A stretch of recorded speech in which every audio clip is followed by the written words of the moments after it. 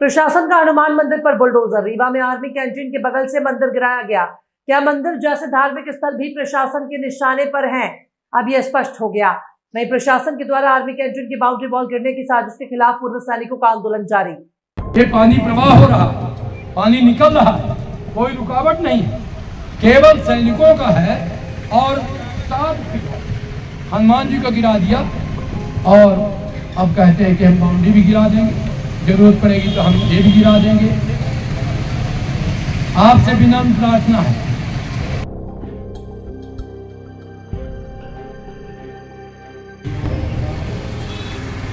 मैं आ गया था कैंटीन में, अभी नाप रहे हैं क्यों, तो इसको बोले थे मेरे को नापना है।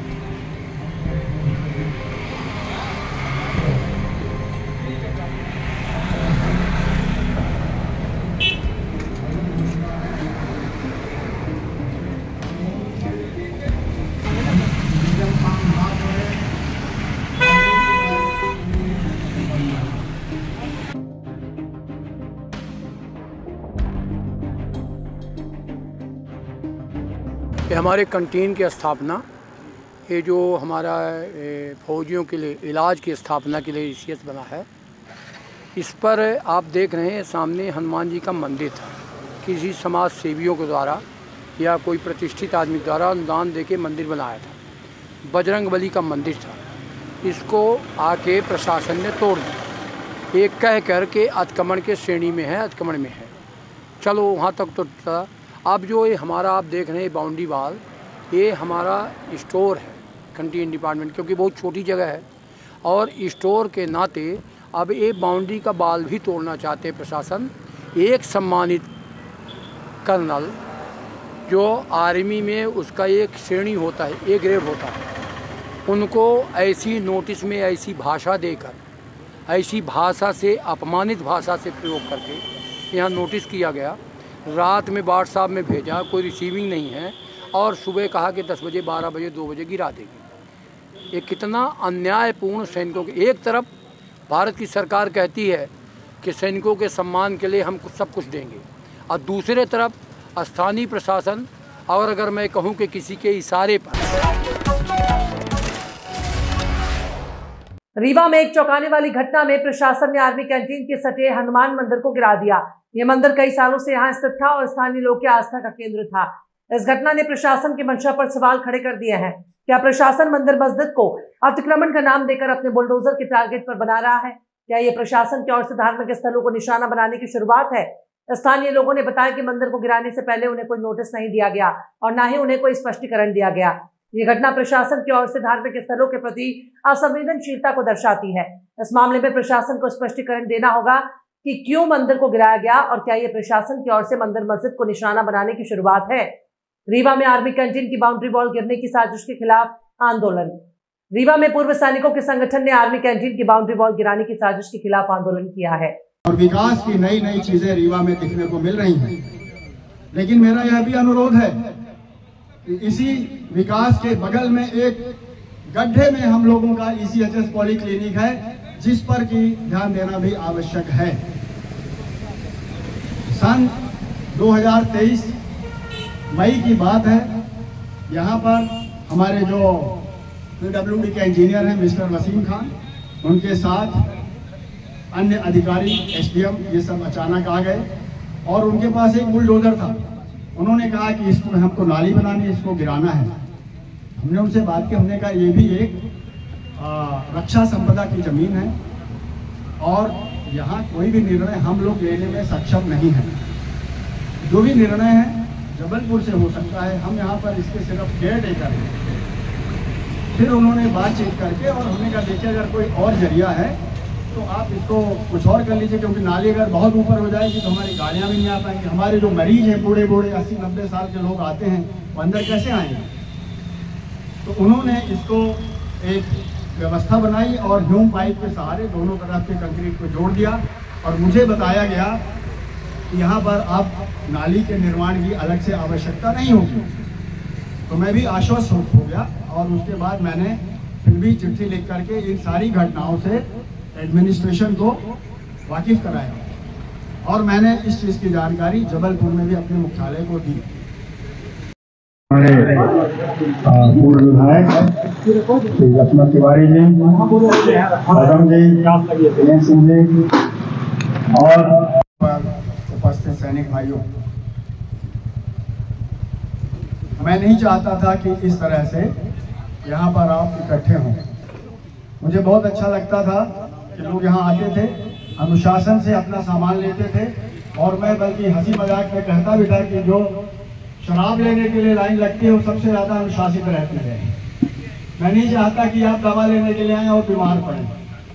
ये परिसर मुख्यतया आपके अंशदायी योजना का हिस्सा है, PCHS का पॉलीक्लिनिक है। आपकी सुविधा के लिए प्रयास करके हमारे से पहले जो यहाँ पर अधिकारी थे उन्होंने यहाँ पर एक कैंटीन की स्थापना की। मैं कुछ बातें आपको बताऊंगा जिससे आपको यहाँ के तथ्यों के बारे में जानकारी मिल जाएगी। मेरी जो भावना है वो मैं आपको थोड़ा सा बताऊंगा कि मैं 1988 में पहली मेरी पोस्टिंग हुई थी ऑपरेशन पवन में, श्रीलंका में।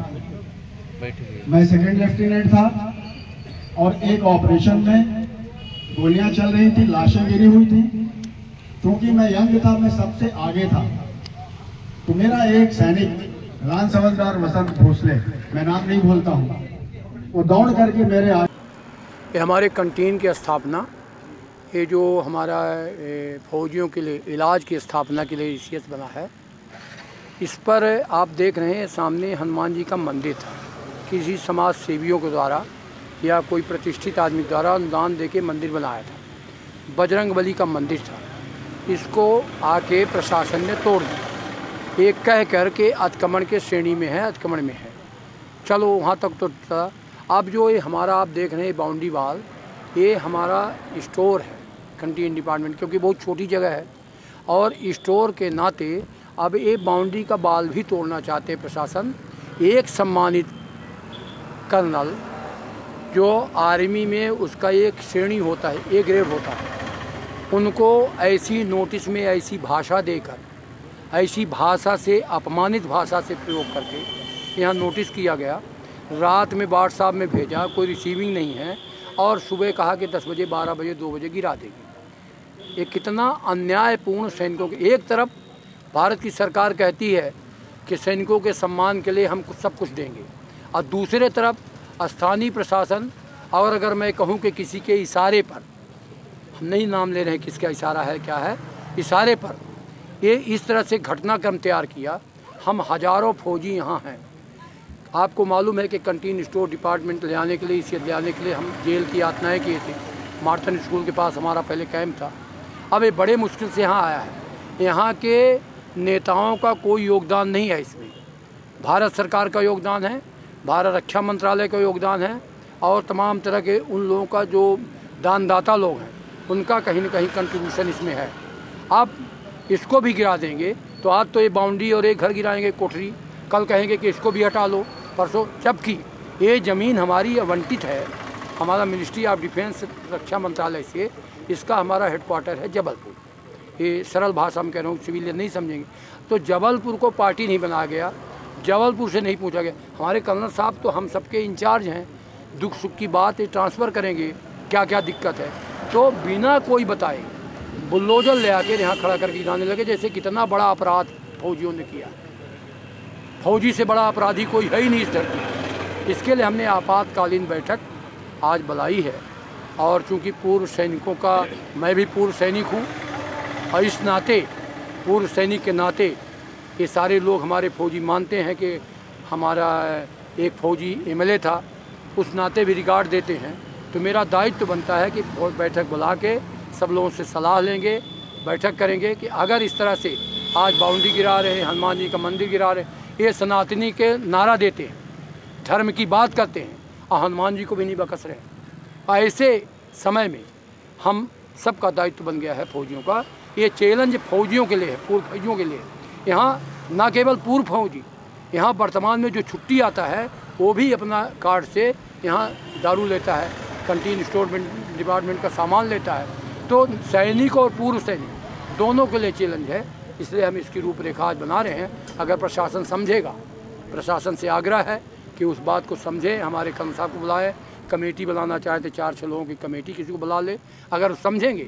और अगर इस 7-10 फीट के अंदर ही पूरी प्रतिष्ठा लगी है तो हम मध्य प्रदेश के जो ये शासकीय कार्यालय पूरे रीवा में आधे ये अतिक्रमण के चपेट में है, तो हम फौजी योजना बनाएंगे कि अब हमारा तो गिर रहा है तो दूसरों का भी गिरे। और इसीलिए आज अभी शांतिप्रिय तरीके से हम बैठक करके, हम सलाह करके, राय मशवरा करके कोई आगामी नीति रणनीति बनाने के लिए आज एक कार्यक्रम। भावना और निडरता होती है, उसी भावना से मैं यहाँ पर मैंने ये कार्य स्वीकार किया है। मेरे 2 साल बचे थे, मेरी जबलपुर पोस्टिंग आई थी। मैं अपने माँ बाप की सेवा के लिए 2 साल पहले मैं छोड़ करके आया। बहुत बूढ़े हो गए थे। फिर लोगों ने कहा यहाँ कोई है नहीं। मेरे से पूर्व कर्नल शिवराज सिंह थे, उन्होंने कहा अब मैं ज़्यादा व्यस्त हो गया हूँ, आप यहाँ संभालिए।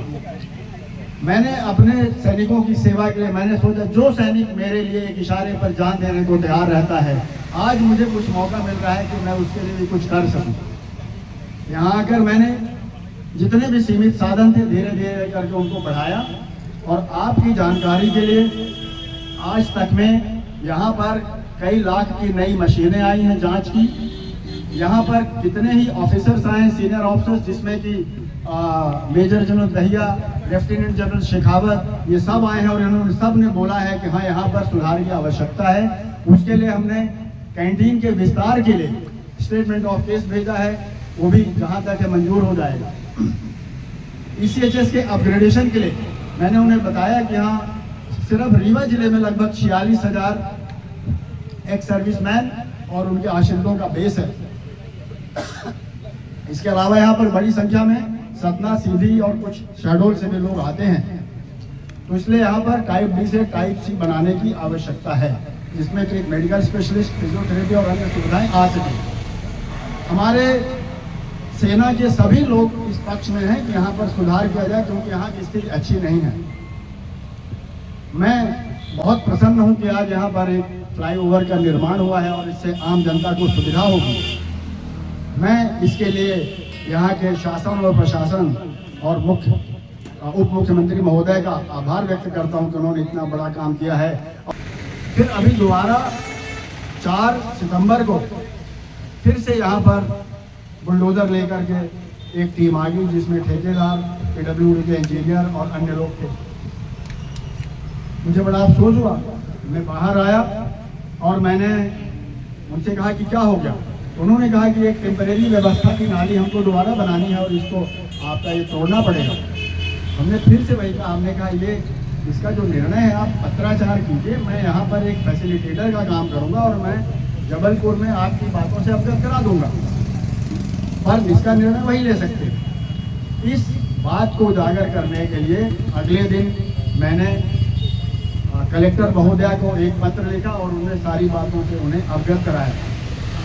उसी दिन शाम को 4 बजे एक मीटिंग तय हुई और मीटिंग ADM के ऑफिस में थी, जिसमें तहसीलदार भी मौजूद थे, जिला सैनिक अधिकारी मौजूद थे। और वहाँ मैंने फिर से कहा कि शायद आप लोगों को हमारे संस्था के बारे में नहीं पता है, इसलिए मैं बता रहा हूँ कि इसके लिए अधिकृत ऑफिस रक्षा संपदा कार्यालय जबलपुर या स्टेशन हेडक्वार्टर्स जबलपुर है। हम लोग यहाँ पर अनियमित स्टाफ में हैं और हम सिर्फ इसकी केयर टेकिंग कर रहे हैं और जो रूटीन इसका ऑपरेशन है, रूटीन काम है, वही कर रहे हैं। और बात बड़े अच्छे से पूर्ण हो गई। मैं भी सहमत हो गया। मैंने कहा मैं भी रिकमेंड कर दूंगा कि ये पब्लिक इंटरेस्ट में आप जो भी ज़रूरी है, आप अगर कुछ देना चाहें तो दे भी सकते हैं और हमारा स्टोर वैकल्पिक स्थान पर बन सकता है या शिफ्ट हो सकता है, पर इन सब चीज़ों के लिए समय लगेगा। ये कह करके मैं वापस आ गया। शाम को लगभग 7:38 पर व्हाट्सएप पर एक लीगल नोटिस मेरे पास आ गया। उस लीगल नोटिस को आप लोगों ने देखा होगा, मैं उसको दोहराना नहीं चाहता हूँ। लीगल नोटिस को मैंने स्टेशन सेल में भेजा और बताया कि ऐसी बात है, और क्योंकि मैं सक्षम अधिकारी नहीं हूँ इस बात पर निर्णय लेने के लिए, तो आप लोग जो भी उचित है वो आप लोग कीजिए। तो वहाँ पर उस स्तर पर कार्रवाई शुरू कर दी गई है और आशा है मुझे कि कुछ न कुछ इसका सही निष्कर्ष निकलेगा। मैं एक चीज़ को स्पष्ट करना चाहता हूँ, जैसा मैंने पहले बताया था कि मैं नहीं चाहता था कि इस तरह से आप लोग यहाँ पर आए, पर अगर आप लोग आए हैं और मैं तथ्यों को आपके सामने स्पष्ट ना करूं तो ये भी गलत होगा। आपको पूरा अधिकार है कि आप जाने कि आपके लिए यहाँ पर क्या किया जा रहा है, नहीं तो आप मुझे ही बताएंगे कि साहब आपने तो कुछ किया नहीं, आपको सेना ने यहाँ रखा है और आप हमारे लिए क्या कर रहे हैं। आपके रहते हुए ऐसी ऐसी घटना होगी जो कि नहीं होनी चाहिए। तो मेरा ये मानना है कि आपको जानने का पूरा अधिकार है। मैं ये भी जानता हूँ कि हमारा जो प्रशासन है या शासन है, हो सकता है कि वो किसी बात की उसे जानकारी ना हो। मैं अभी भी यह बात नहीं स्वीकार करना चाह रहा हूं कि हमारे खिलाफ कोई है, पूर्व सैनिकों के खिलाफ कोई है, ऐसा मैं नहीं मानता हूं। लेकिन फिर भी कहीं न कहीं उन्हें हमारे प्रोसीजर्स, हमारी आवश्यकताओं की जानकारी नहीं है, जिसके लिए मैंने बताने का प्रयास किया। फिर भी शायद उनको लगा होगा कि हाँ शायद दो चार सैनिक आते हैं, उनके लिए इतनी बड़ी पब्लिक रोड को क्यों न चौड़ा कर दिया जाए। उन्हें शायद इस संख्या का नहीं पता है कि हमारे यहाँ हजारों की संख्या में लोग आते हैं। यहाँ हर रोज बूढ़े लोग आते हैं, कोई एम्बुलेंस से आता है, कोई कैसे भी आता है, और पूरे इंडिया में लोग जाते हैं अलग अलग अस्पतालों में। शायद इस बात का उन्हें अंदाज नहीं है। जहाँ तक इसकी फंडिंग की बात है, आपका जो ECHS है ये अंशदायी योजना है। लगभग 5,000 करोड़ रुपए आपके सालाना आपकी तरफ से इसमें आते हैं, आपकी जमा की हुई निधि से। लगभग इतना ही पैसा केंद्र सरकार देती है और तब कहीं जाकर ये संस्था सुचारू रूप से चल रही है। जहां एक और आयुष्मान जैसी योजनाएं चल रही हैं और बहुत अच्छी बात है कि हमारे देश के जो शीर्ष नेता हैं वो हमारी आम जनता का इतना ध्यान दे रहे हैं, स्वास्थ्य का ध्यान दे रहे हैं, उनके मेडिकल का ध्यान दे रहे हैं। तो क्या हमारी खुद के द्वारा पोषित जो संस्था है, क्या उस पर थोड़ा सा ध्यान देना आवश्यक नहीं है? मुझे बड़े दुख के साथ ये कहना पड़ रहा है कि यहाँ पर हमारे स्थानीय स्तर पर सिर्फ एक कार्य हुआ है, जो कि नगर निगम के द्वारा यहाँ पर एक टॉयलेट का निर्माण कराया गया है। हमारी जो बाउंड्री वॉल है, जो कि हमारे एक्चुअल सीमा से अंदर ही है, क्योंकि हमारे पास जब इनकी हिम्मत फौजियों का पकड़ा गिराने के लिए हो गई, जो देश के लिए काम कर रहा है, तो एक गरीब आदमी की झोपड़ी तो 1 मिनट में गिरा दिया। इनके मन में आ गया कि बुलडोजर एक यंत्र है, अपराधी का गिराओ ना। ये उत्तर प्रदेश के योगी का नकल कर रहे हैं, सोच रहे हैं कि योगी के बुलडोजर से हमारी वोट बढ़ेगी। ये तो दुर्भाग्य है यहाँ मध्य प्रदेश का कि उर्वरा भूमि ही नहीं है। अगर उत्तर प्रदेश से जैसे कामों में 25% मध्य प्रदेश का रिजल्ट आता, तो तानाशाह लोग कहीं जाके पाकिस्तान में बिरयानी खाते होते। हमको आपको भिड़ाते हैं हिंदू मुस्लिम, और बांग्लादेश के हसीना को रख लेते हैं हंसते हंसते। वहां का प्रधानमंत्री बोला कि भारत में जाकर तानाशाहीपूर्ण यहाँ के लिए आदेश न करें। भारत के अलावा जितने भी मुस्लिम कंट्री हैं, आपके जानकारी के लिए हो, वो एक भी हसीना ने प्रयास किया, कहीं कोई जगह देने के लिए तैयार नहीं था। अपने देश में कोई जगह देने के लिए तैयार नहीं, भारत दे दिया। स्वागत कर रहा, अभिनंदन कर रहा, उसको सलूट दे रहा कि क्या है, क्या पॉलिसी है। एक तरफ हिंदू मुस्लिम, एक तरफ मंदिर मस्जिद, एक तरफ अनेक चीजें, और दूसरे तरफ हसीना। ये सब चीजें हैं। आप सब जो है आए हैं अपना अपना 60 में, मैं लंबा कर गया इसलिए कि बताना जरूरी था, 60 में कि क्या कर सकते हैं, कब कर सकते हैं, और फिर बैठ के अपन कॉन्फिडेंशियल बातें करेंगे कि अगर प्रशासन ऐसा करता है तो हमको क्या करना। तो हम 10-20 लोग फिर बैठ के वहाँ पर लंच में बैठ के चर्चा करके करेंगे। अब ये इशू बाउंड्री के साथ होकर नहीं है, ये इशू अब हनुमान जी का मंदिर गिरेगा नहीं, अब ये इशू फौज के चैलेंज का है, इसका इशू है। तालियां तालियां। तो अगर हमको कोई चैलेंज बेकसूर दे रहा, हम अपराधी हैं। कोई मेडल लगाया हुआ 8-8 बार का, कोई राष्ट्र का मेडल लगाया है, कोई कितना मेडल लगाया है। तुम्हारा बाप चाहे कि एक मेडल पा जाए तो लगा सकते हो तुम। हम रैंक लेके आते हैं, हम वहां से आते हैं, हम रैंक लेके आते हैं। हम रैंक लेके आने के बाद हमारी तुम सुधार करोगे।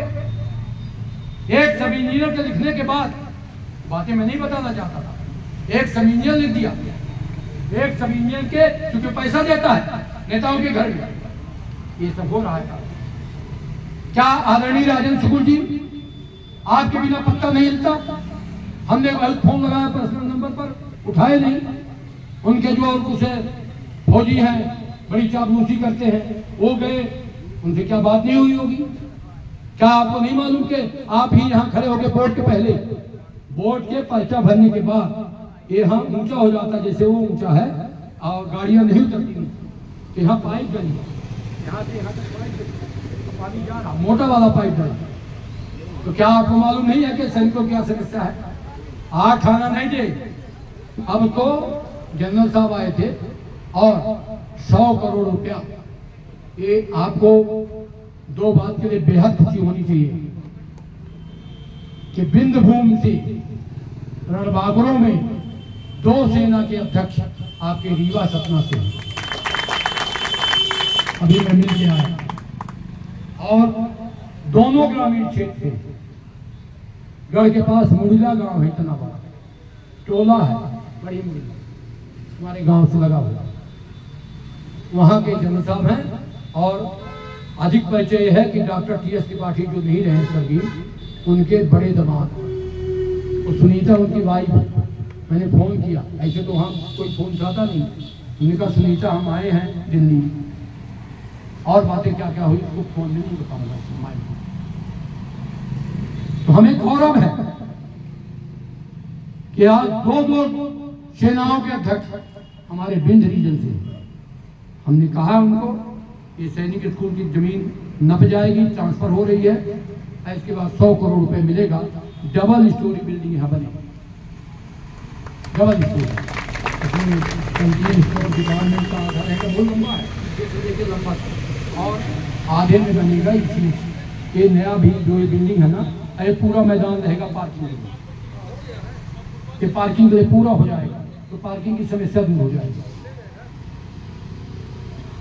हमारे आपके बीच में आपके यहाँ के प्रभारी कर्नल जी.पी. सिंह साहब का स्वागत है, और विराजमान हो। मैंने